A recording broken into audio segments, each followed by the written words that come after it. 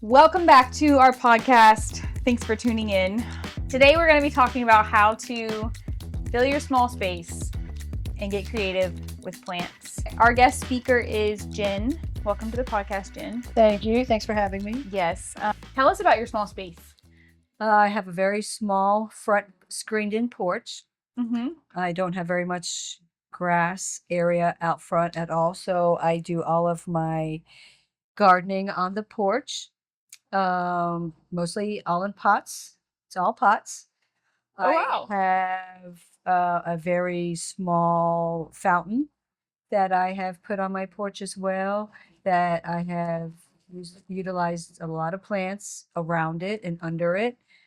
Made a very beautiful small area. So you can do a lot with small space if you get creative.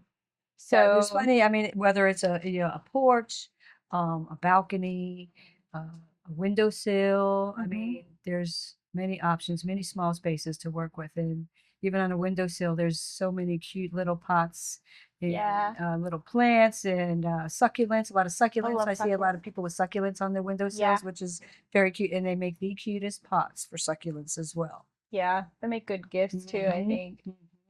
Well, for someone who's a noob, how would you get them started? How would you help them get started? Where should they start? Well, if you're on a porch like I am, the first thing you want to do is figure out, do you need shade plants? Do you need, something that's good in both the sun and shade, depending on where you're going to put it. So that's probably where you want to start is find out if you need shade plants, full sun, if you want flowering or you just want greenery.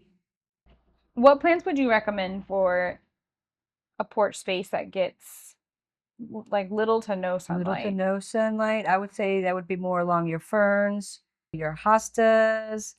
You have your caladiums. They're the heart-shaped leaves. They're very bright. You also have your trailing plants, which are like your creeping Jenny, your sweet potato vine. There's it's very nice in a pot to give the layered look.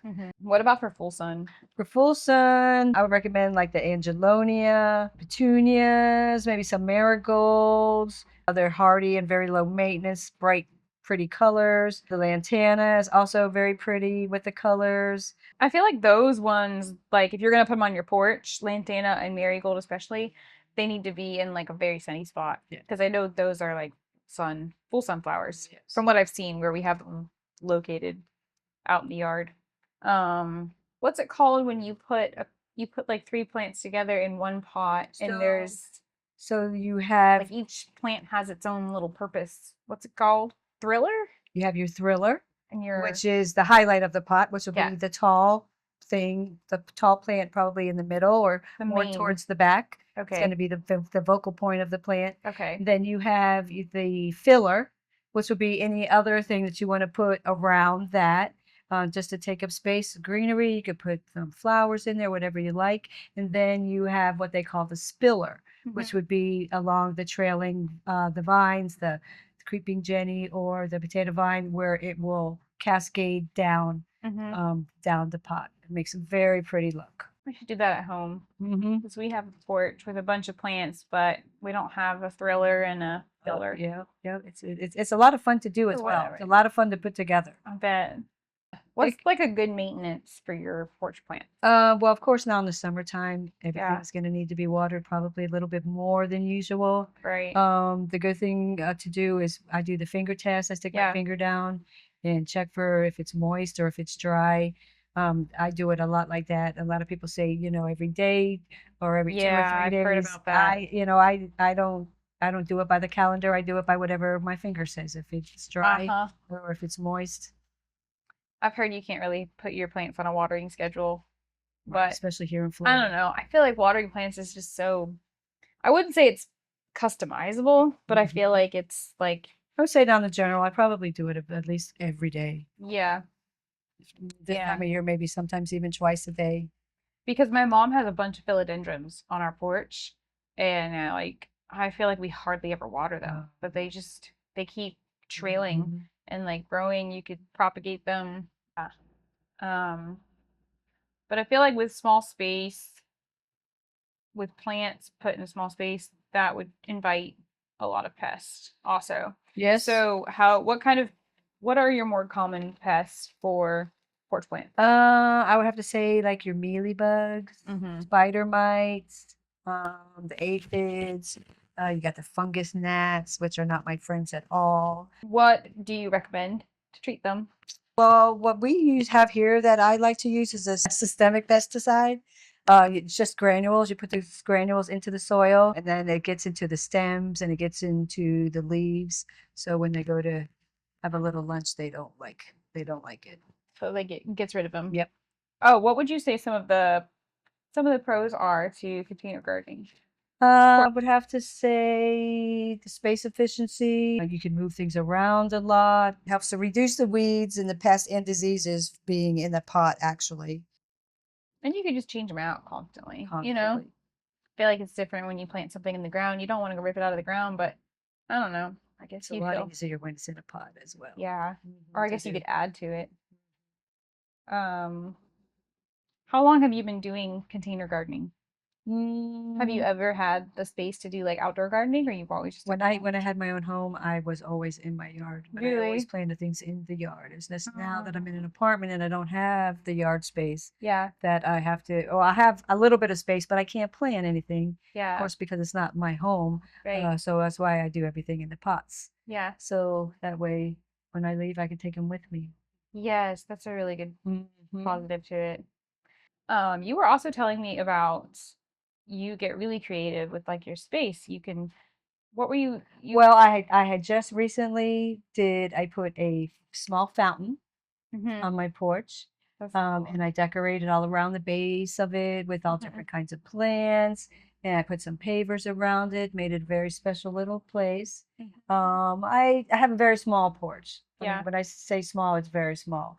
And I think I have two other plants in there. So now that I'm running out of space, now I'm gonna, I guess, maybe start hanging Oh, baskets. okay. Start working up. I have another project in mind is going to be with a old ladder. I'm going to take it apart and I'm going to use the ladder that has the steps on it, hmm and I'm going to put it up against my wall, and then I'm going to put all potted plants and maybe just some decorations, maybe like you know, bird feeders or bird houses. It's just use your imagination. There's a million things that you can do. Just Yeah. use your imagination. Start with one plant like I did, and just worked my magic from there. Yeah. It's a good The idea. ladder's a Yeah, great yeah. idea.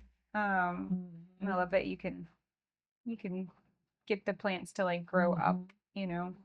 People even like put mhm. them in their kitchen, in their bathrooms and just let them grow like And I on also, the on the outside of my porch, I put a trellis of jasmine, and Oh, that's such a good I idea. have the purple potato vine, hmm sweet potato vine out there. So I'm trying to get them to vine up hmm my screens and Oh, that's my railings that they have the stairs going down yeah. those railings. So that's another project that Mhm. I'm working on now as well. Smells so So good. we just gotta.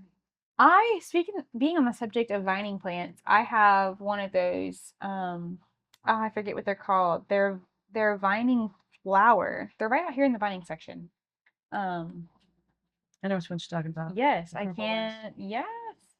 Well, I planted it next to our mailbox as a gift for my mom for her birthday a couple years ago, and it's doing really well, but it just doesn't seem to be properly wrapping around the mailbox. Like Are it's you helping it along? Yeah, I think so.